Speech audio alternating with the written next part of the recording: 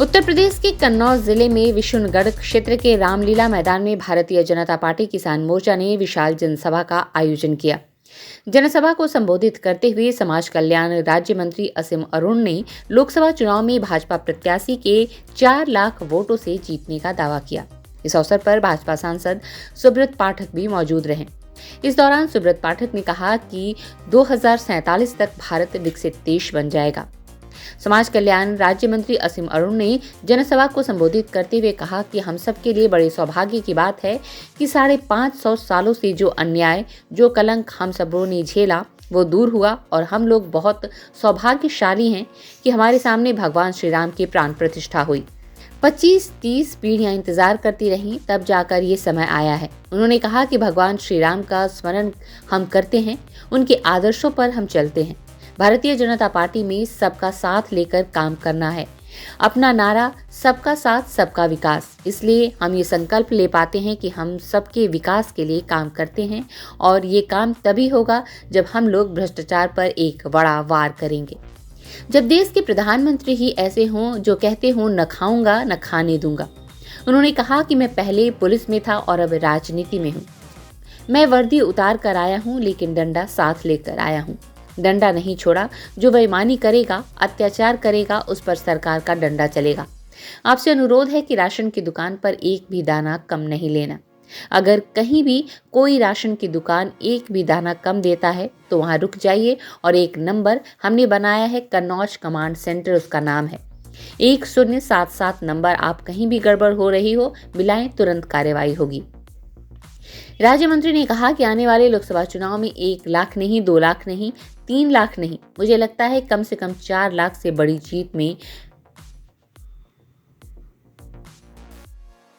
आया है। इसी के साथ भगवान श्री राम का स्मरण जो हम करते हैं, उनके आदर्शों पे हम चलते हैं, तो हम साथ साथ भारतीय जनता पार्टी में सबको साथ लेके चलने का काम भी करते हैं। अपना नारा क्या है? सबका साथ सबका विकास, सबका विकास। आज हम सब यहाँ पे साथ हैं, मंच पे हम सब कंधे से कंधा मिला के साथ खड़े हैं। इसीलिए हम ये संकल्प ले पाते हैं कि हम सबके विकास के लिए काम करें और ये काम तभी होगा जब हम लोग भ्रष्टाचार के ऊपर एक बड़ा वार करेंगे।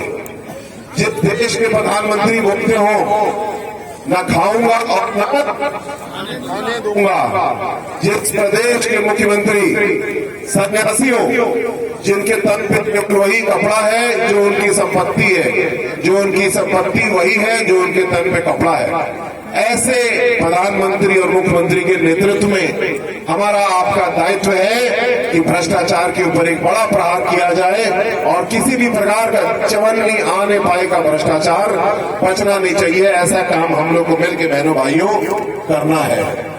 मैं अभी एक जिले में कुछ भ्रष्टाचार की घटना हुई थी, वहां गया, मुझे काफी नाराजगी हुई और मैं कई बार भूल जाता हूं कि मैं पहले पुलिस में था, जब से राजनीति में हूं तो मुझे याद आया कि मैं वर्दी उतार करते आया हूं लेकिन डंडा भी साथ में लाया हूं।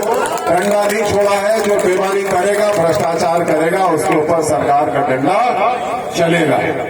आपसे अनुरोध है कि कोई राशन की दुकान पे एक दाना कम ग्रहण नहीं करना है। अगर एक दाना कम गेहूं का या चावल का या कोई भी चीज कम मिल रही है, वहीं पर रुक जाइएगा। एक फोन नंबर हमने बनाया है कलेक्ट्रेट में, कन्नौज कमांड सेंटर उसका नाम रखा है 1077 1077 आप कहीं भी ऐसी गड़बड़ हो रही है, फोन नंबर मिलाइए, तुरंत हम अपनी टीम भेजेंगे और इस बात का पक्का करेंगे कि कहीं कोई गड़बड़ी, किसी प्रकार की बेईमानी नहीं होना चाहिए। ये हमारे आपके पैसे से ये राशन सरकार हमको देती है। जब हम टैक्स देते हैं तभी सड़कों पे काम होता है। अभी मेरे विधानसभा में पचौर गांव है, वहां के कुछ युवा साथी थे, उन्होंने देखा कि रात को सड़क बन रही है तो बहुत जरा सी उस पर तारकोल गिट्टी डाल रहे हैं। उन्होंने शिकायत की, जाकर के मैंने परीक्षण किया, उसको सही पाया। केवल जांच ही नहीं की, जांच करने का आदेश करते ही ठेकेदार भागा भागा आया और मोटी उसने परत तारकोल की वहां पे डाली। ऐसे युवा साथियों को मैं धन्यवाद देना चाहता हूं और हम और आप मिलकर के हमारे ही पैसे से जो काम हो रहा है उसको पूरी गुणवत्ता के साथ ईमानदारी के साथ कराएंगे, ऐसा संकल्प हम लोग लेते हैं। आज किसान मोर्चा के सभी समिति एकत्रित हैं और हम सब अपने प्यारे सुब्रत भैया को शुभकामनाएं देते हैं। हम सब चट्टान की तरह भारतीय